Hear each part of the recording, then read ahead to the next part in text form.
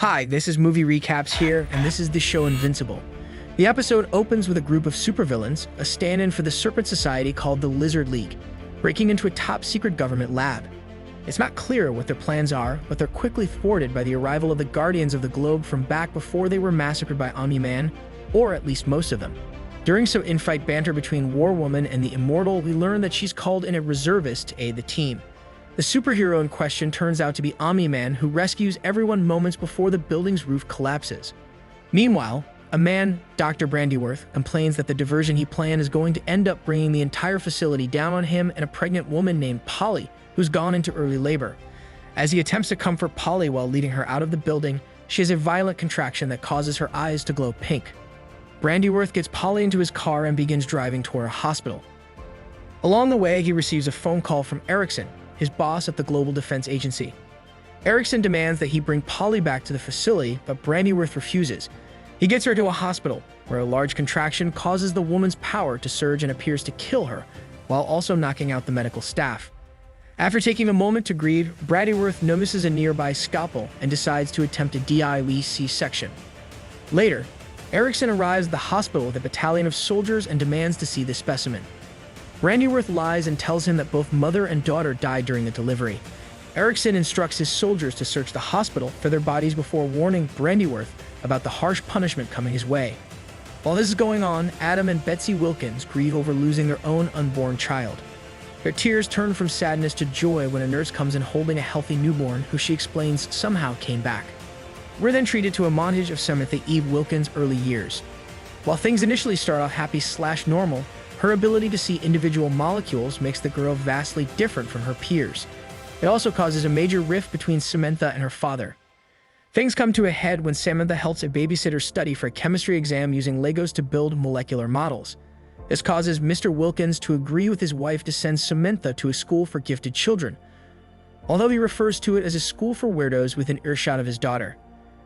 As Samantha works on her entrance exam for the school, a disheveled Dr. Brandiworth watches her from a distance. Back at the GDA lab, a cybernetically enhanced doctor, Rogers, works with a young boy named Phase 2, who's had some pretty horrific experiments performed on him. When the boy is unable to maintain his shifting body mass, Erickson chastises Rogers for his lack of results in producing a living bioweapon. Rogers then instructs a reluctant Phase 2 to get back in his stasis too.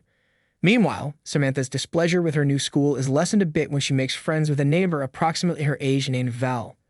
The pair's friendship starts strong and continues into their preteen years. Samantha confides in Val about how bad her parents make her feel about herself.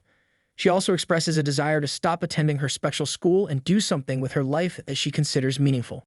Afterward, Mr. Wilkinson scolds his girl for just doing great in science alongside her strange way of behaving, venturing to such an extreme as to call his little girl an oddity. Subsequent to detaching herself in her room, Samantha coincidentally finds that her capacity to see atoms additionally permits her to control/organize them into totally various articles.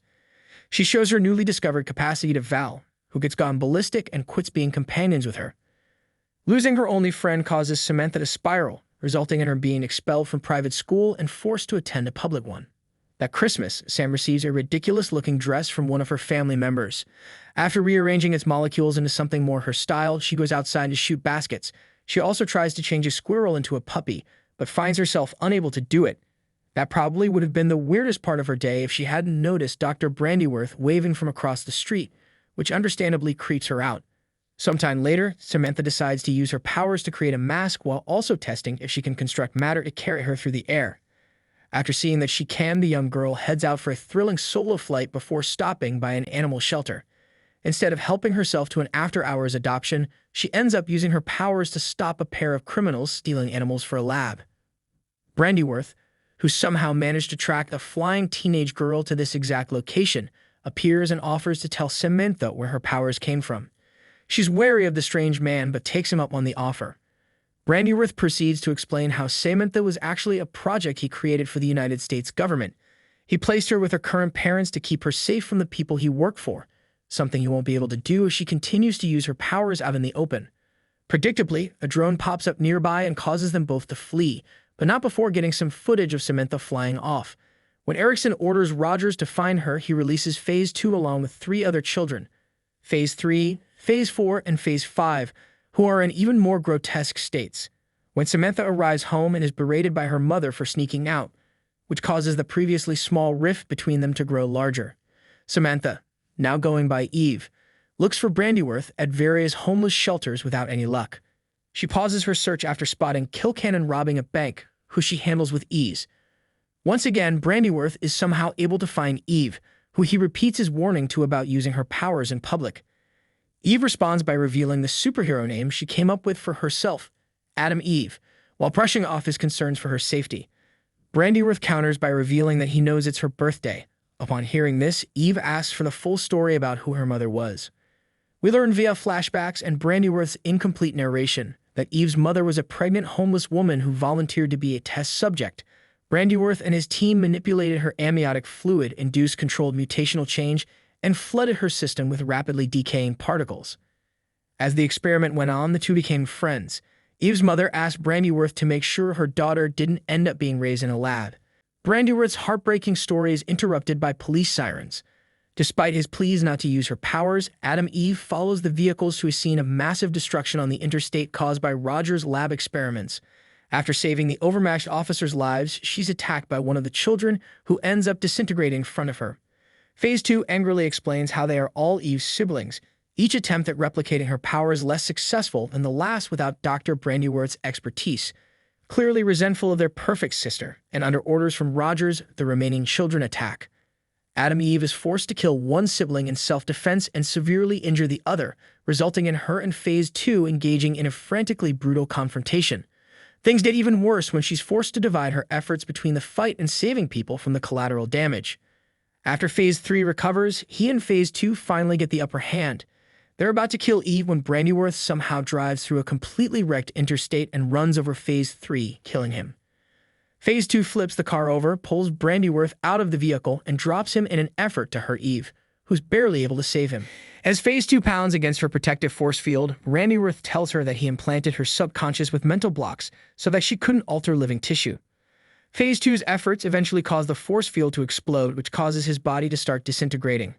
He says goodbye to Eve as they hold hands, which is pretty contrived considering the absolute beatdown they just gave each other. Brandiworth and Eve are then surrounded by Erickson and a battalion of soldiers, who knock the pair out and take them back to the lab. Eve awakens in restraints to find Erickson lecturing Brandiworth about how she's his weapon and how he'll be forcing the doctor to make more for him. She offers herself in exchange for Brandiworth's freedom. When Erickson laughs her off, Eve breaks her restraints and restates the offer. Erickson responds by showing her that he's been using Eve's vegetative biological mother to create more human experiments. A horrified Brandiworth charges Erickson, resulting in the latter firing his weapon and hitting the stasis tube, keeping Eve's mother alive. As Eve watches her die, Erickson messes up even more by accidentally shooting and killing Brandiworth. This final trauma pushes Eve over the edge, unlocking her ability to rearrange the molecules of human beings. She uses the newfound ability to erase Erickson and Roger's memories before returning home to discover that her parents have been waiting to celebrate her birthday.